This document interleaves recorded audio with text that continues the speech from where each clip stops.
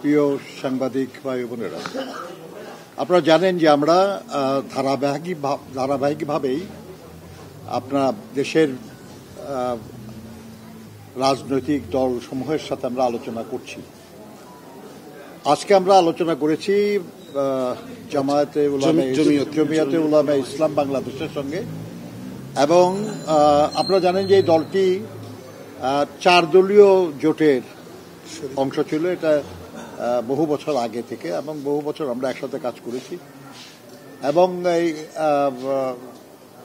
স্বৈরাচার বা ফ্যাসিবাদ বিরোধী আন্দোলনে তারা সংযুক্ত ছিলেন, এবং এই সাম্প্রতিক যে আন্দোলন সেই আন্দোলনেও তারা যুক্ত ছিলেন। তো আমরা তাদের সঙ্গে কথা বলেছি। আমাদের দলের মহাসচিব মির্জা ফখরুল ইসলাম আলমগীর সাহেব উপস্থিত ছিলেন, এবং জমিয়তের 10 জন সিনিয়র নেতা তারা উপস্থিত ছিলেন। তালিকাটা আপনারা চাইলে নিতে পারবেন।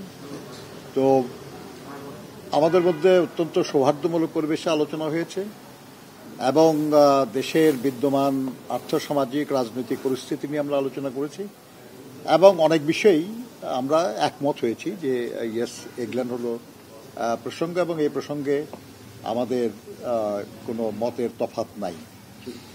এবং আমরা এটাও মনে করি যে কোনো দেশপ্রেমিক গণতান্ত্রিক রাজনৈতিক শক্তি দেশের মানুষের কল্যাণের জন্য যা কিছু করা দরকার সে ব্যাপারে দ্বিমতের কোনো কারণও নাই। সেটা হয় না, এবং আমাদের ভবিষ্যতে আমরা যে যুগপৎ আন্দোলন করছিলাম সেই আন্দোলন সবসময়ই সরকার বিরোধী হবে এমন কোনো কথা নাই। ডিজাইন, এলিগেন্স, বিউটি, সেরা পণ্য সবার জন্য জেভিকো। যুগপৎ আন্দোলন যে কোনো আকাঙ্ক্ষা পূরণের জন্য আমরা একসাথে করতে পারি। আমরা দেশে গণতন্ত্র পুনঃপ্রতিষ্ঠার লক্ষ্যেই ফ্যাসিবাদের পতন চেয়েছি। ফ্যাসিবাদের পতন হয়েছে, কিন্তু এখনো আমরা গণতন্ত্র পুনঃপ্রতিষ্ঠা করতে পারি নাই। এই গণতন্ত্র পুনঃপ্রতিষ্ঠার লক্ষ্যে দেশে জনগণের ভোটের মাধ্যমে অবাধ, সুষ্ঠু, নিরপেক্ষ এবং অংশগ্রহণমূলক একটা নির্বাচনের মাধ্যমে দেশে গণতন্ত্র পুনঃপ্রতিষ্ঠা হবে ইনশাআল্লাহ।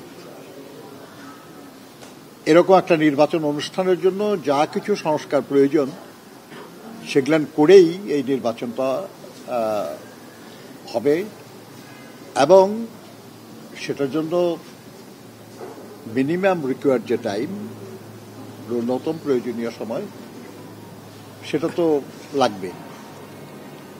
কিন্তু আমি মনে করি না, আমরা আলোচনা করেছি যে আমরা মনে করি না আর কি যে সেটা করে নির্বাচন করতে খুব বেশি সময় লাগার কথা না। যাই হোক, এ ব্যাপারে আমাদের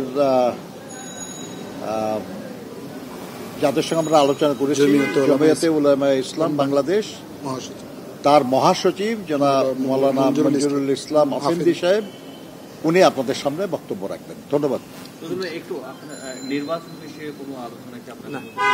আমি যেটা বললাম এটা, আর তাছাড়া উনি বলবেন, তো ওনার কাছ থেকে শুনেন।